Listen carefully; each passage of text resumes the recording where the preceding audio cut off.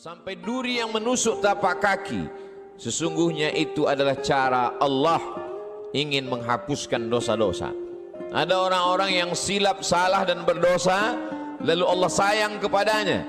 Innallaha idza ahabba qauman ibtalahum. Kalau Allah sayang kepada kaum itu, Allah uji dia dengan penyakit, lalu Allah bersihkan dia hatta yamshi 'alal ardi makanan alaihi khati'ah, sampai dia berjalan di atas muka bumi tidak lagi ada dosanya walaupun sebesar debu, bersih sebersih-bersihnya. Tapi terkadang pandangan manusia berbeda dengan pandangan Allah Subhanahu wa ta'ala. Allah menguji manusia membuat derajatnya naik. Allah menguji manusia membuat dosanya hilang. Allah menguji manusia membuat dia sabar, dan ketika dia sabar Allah berikan balasan. Innama yuwaffas sabiruna ajrahum bighairi hisab. Balasannya tidak dapat dihitung oleh manusia. Tapi kemudian manusia memandang inilah orang yang terlaknat karena sering sakit, inilah orang yang terlaknat karena selalu banyak kesulitan, kesusahan dalam hidupnya. Padahal orang yang terlaknat adalah orang yang ketika diberikan nikmat, manusia menyangka itu nikmat, padahal itu hanyalah azab yang tertunda. Apa kata Allah Subhanahu wa ta'ala? Sanastadrijuhum, kami berikan mereka istidraj min haitsu la ya'lamun, tanpa mereka sadari mereka sedang dipermainkan Allah Subhanahu wa ta'ala. Orang menyangka mereka adalah orang-orang yang diberi nikmat, padahal sesungguhnya dia sedang dipermainkan dengan azab tapi berbaju nikmat. Nabi menjelaskan ayat ini, innallaha la yumli lizalim. Allah Subhanahu wa ta'ala mengulur orang-orang yang zalim, yang aniaya. Diulur umurnya panjang, diulur rezekinya banyak, diulur keluarga anaknya sehat lengkap sempurna, tapi justru itu menjauhkan dia dari Allah Subhanahu wa ta'ala. Ada manusia ini perbuatannya jauh dari Allah, tapi istrinya dekat kepada Allah. Ada manusia ini keluarganya jauh dari Allah, tapi pekerjaannya dekat kepada Allah. Laknat adalah ketika tiga-tiga yang ada dalam diri manusia semuanya jauh dari Allah Subhanahu wa ta'ala. Tabbat syada Abi Lahab wa tab. Abu Lahab dilaknat Allah. Apa yang pertama jauh dari Allah Subhanahu wa ta'ala? Ma aghna anhu maluhu. Hartanya yang banyak justru membuat dia semakin jauh dari Allah. Wa ma kasab. Usahanya, pekerjaannya, perbuatannya, aktivitasnya juga membuatnya jauh dari Allah. Wa mra'atuhu hammalatal hatab. Perempuan yang mendampingi dirinya juga membuat dia semakin jauh dari Allah Subhanahu wa ta'ala. Jangan sampai kita salah pandang. Karena salah berfikir, maka kita akan salah melihat, salah berbicara. Akhirnya kita akan su'uzzan kepada Allah Subhanahu wa ta'ala. Di mana keadilan Allah? Mengapa orang yang tidak berbuat pahala, tidak pernah berbuat sedekah, tidak pernah melaksanakan salat, badannya sehat, umurnya panjang, rezekinya melimpah? Di mana keadilan Allah? Salah faham, salah fikir, salah pandang, salah bicara. Padahal sesungguhnya Allah Subhanahu wa ta'ala sedang berbuat seadil-adilnya. Ada orang-orang yang salah, diberikan Allah ujian sakit, lalu kemudian hapus dosanya, bersih dia menghadap Allah. Tapi ada orang-orang yang salah, karena dia tahu perbuatan itu salah, dia teruskan dalam kesalahannya. Mereka tidak kafir, mereka disebut dengan fasik. Yudhillu bihi katsira. Banyak orang yang disesatkan Allah. Wa yahdi bihi katsira. Banyak orang yang diberi hidayah oleh Allah. Siapa itu orang yang disesatkan Allah? Wa ma yudhillu bihi illa al-fasiqin. Yang disesatkan Allah adalah mereka yang fasik. Siapa itu orang fasik? Orang yang tahu bahwa perbuatan itu salah, dia lakukan kesalahan itu dengan penuh kesadaran. Dia sadar bahwa dia diperhatikan Allah, dia tahu bahwa dia lihat Allah, dia tahu bahwa bersamanya inna alaikum lahafizin, bersamamu ada malaikat-malaikat yang menjaga, kiraman, mulia, katibin, mencatat, ya'lamuna ma taf'alun. Mereka tahu apa yang kamu lakukan. Tapi dengan penuh kesadaran dia langgar aturan-aturan Allah. Mereka adalah orang-orang yang fasik. Mereka diazab Allah Subhanahu wa ta'ala di dunia, bukan dalam bentuk kemiskinan, bukan dalam bentuk kefakiran, bukan dalam bentuk penyakit, diazab dalam bentuk kenikmatan agar dia semakin jauh dari Allah Subhanahu wa taala. Innallaha la yumli lizalim. Allah Subhanahu wa taala mengulur orang-orang yang zalim itu, diulur umurnya, dipanjangkan umurnya, dilimpahkan rezekinya, disehatkan anak-anaknya supaya semakin jauh dari Allah Subhanahu wa taala.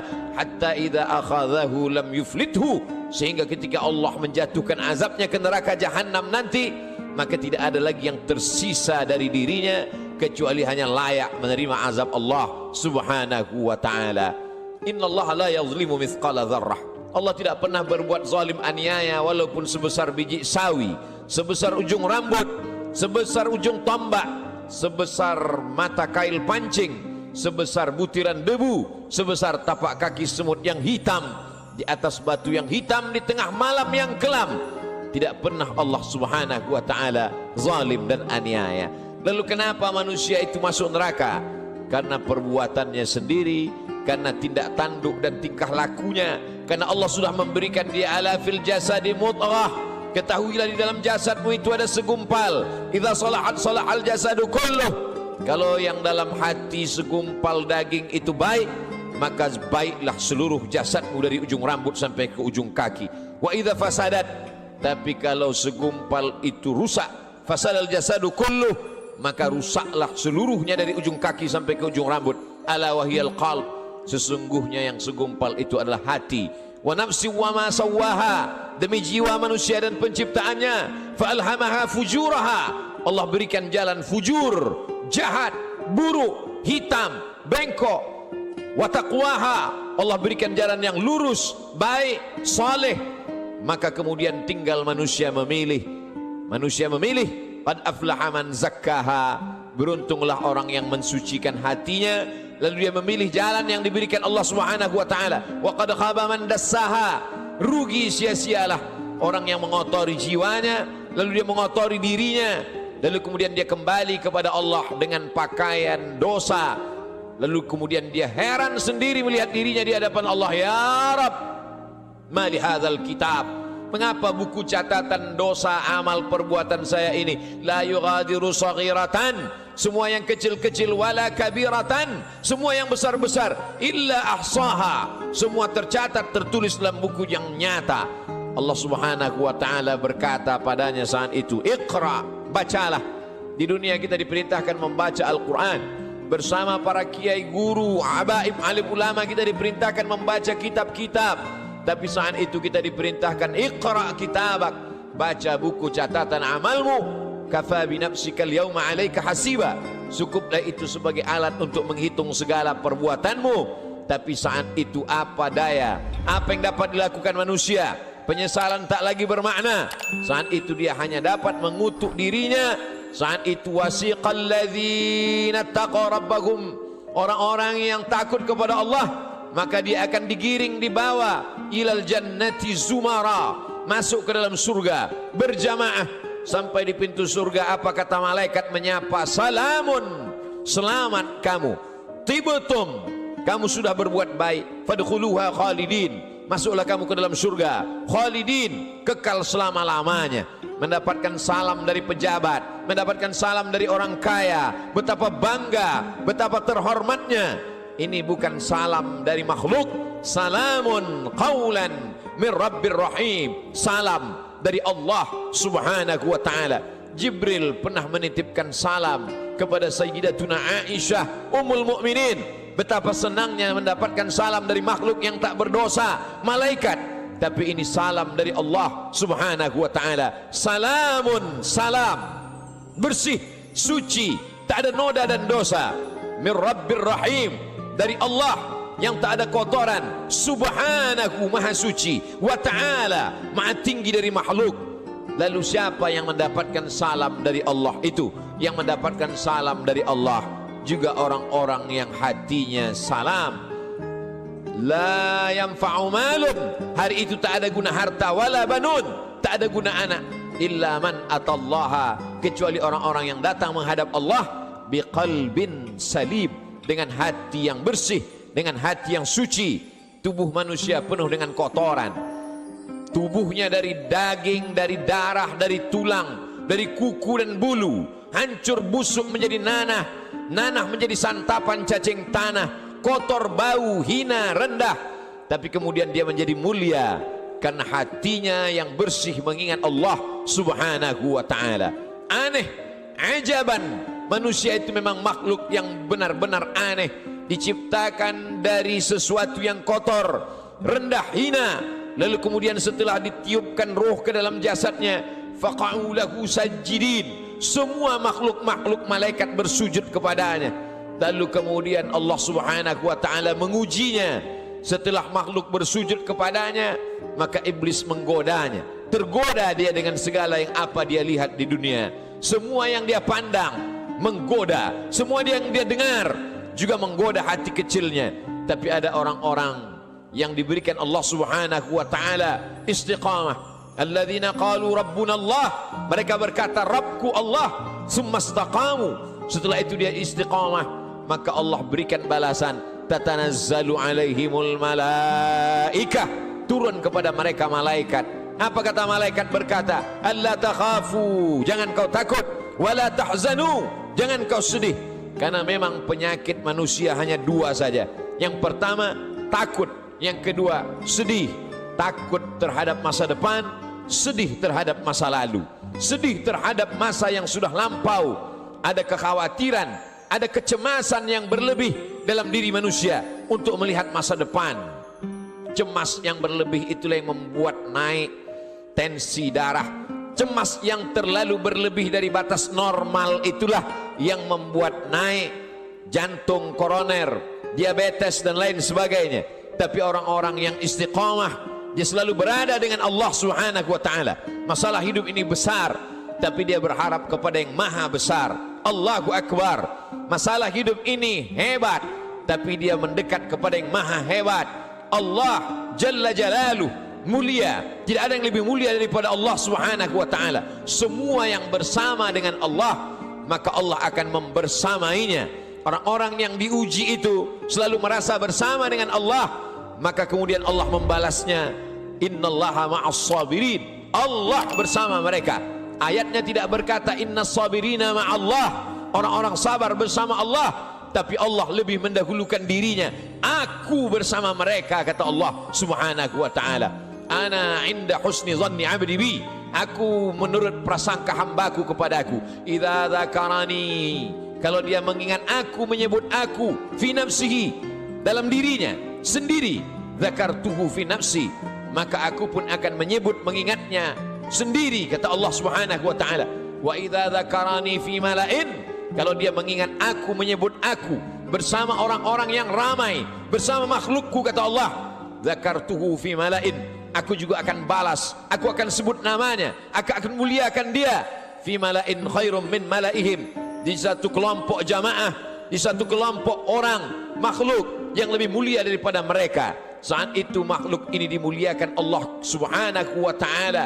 Majtama'a qaumun fi baitin min buyutillah, sekelompok orang berkumpul di rumah Allah, yatsluna kitab Allah, yang dia baca adalah firman ayat-ayat Allah, wa yatadarasunahu fima bainahum, dia kaji isinya dalam kajian tafsir, dalam kajian fikih, dalam kajian hadis, dalam kajian akhlak, dalam kajian usul fiqh. Nazalat alaihimus sakinah, turun ketenangan ke dalam hati mereka. Hati bukan punya kita. Qalbul mu'min baina asabi'ir rahman, hati orang beriman seperti uang logam yang dipermainkan di jari jemari. Begitulah Allah subhanahu wa ta'ala kuasa untuk membuat hati yang sempit menjadi lapang, untuk membuat hati yang susah menjadi senang. Semua berada dalam genggaman qudrat iradat kuasa Allah subhanahu wa ta'ala. Haffat bihimul malaikah, mereka dikelilingi oleh para malaikat. Wa dzakarahumullahu fi man indah, dan mereka dibanggakan Allah subhanahu wa ta'ala kepada para malaikat. Ketika Allah menciptakan manusia, apa kata malaikat? Ataj'alu fiha, untuk apa kau ciptakan mereka ya Allah? Ataj'alu fiha man yufsidu fiha wa yasfiku dima, mereka hanya akan berkelahi, berperang, menghancurkan negeri. Lalu apa kata Allah subhanahu wa ta'ala? Menjawab dengan kata-kata kalimat rahasia, inni a'lamu ma la ta'lamun, aku lebih tahu apa yang kamu tidak tahu. Kata-kata firman Allah terbukti karena dia maha benar. La yatihil batilu min baini yadayhi wala min khalfih, tidak ada kebatilan dari depan, belakang, atas, bawah, kanan dan kiri. Maka Allah tunjukkan ada sekelompok manusia yang ketika kata-kata orang lain kotor, nista, najis, yang keluar dari mulutnya adalah subhanallah, walhamdulillah, wala ilaha illallah, wallahu akbar. Ada sekelompok manusia ketika hati manusia mencaci maki, mengutuk Allah, mengutuk nasib, mengatakan tidak adil takdir Allah, tapi ada manusia yang ridha menerima ketetapan Allah subhanahu wa ta'ala. Orang-orang yang ridha, orang-orang yang istiqamah, maka Allah balas mereka, alla takhafu, tidak lagi ada rasa takut dalam hatinya, wala tahzanu, maka kosong hatinya dari sedih.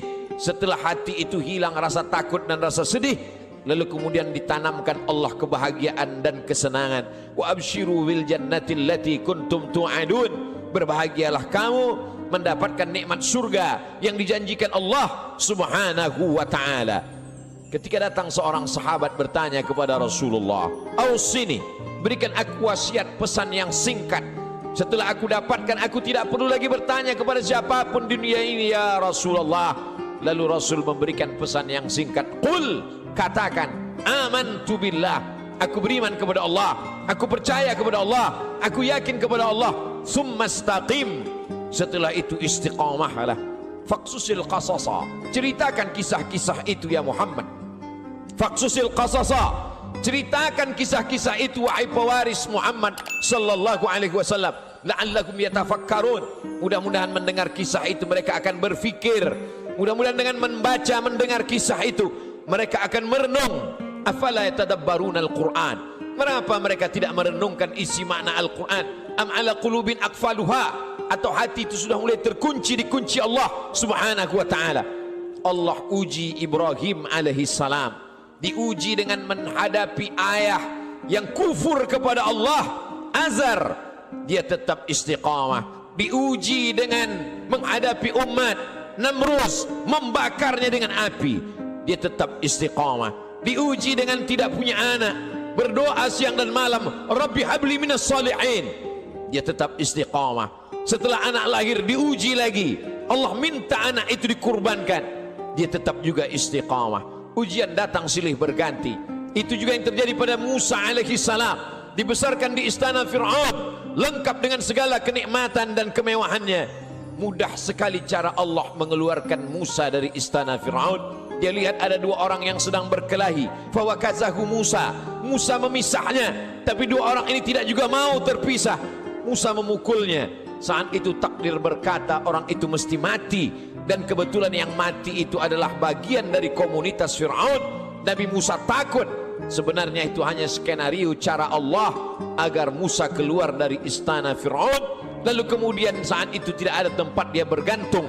Selama ini dia bergantung kepada Asia, selama ini dia bergantung kepada makhluk, selama ini dia bergantung kepada ciptaan Allah. Allah lepaskan manusia dari segala ikatan agar hati itu hanya bergantung kepada Allah subhanahu wa ta'ala.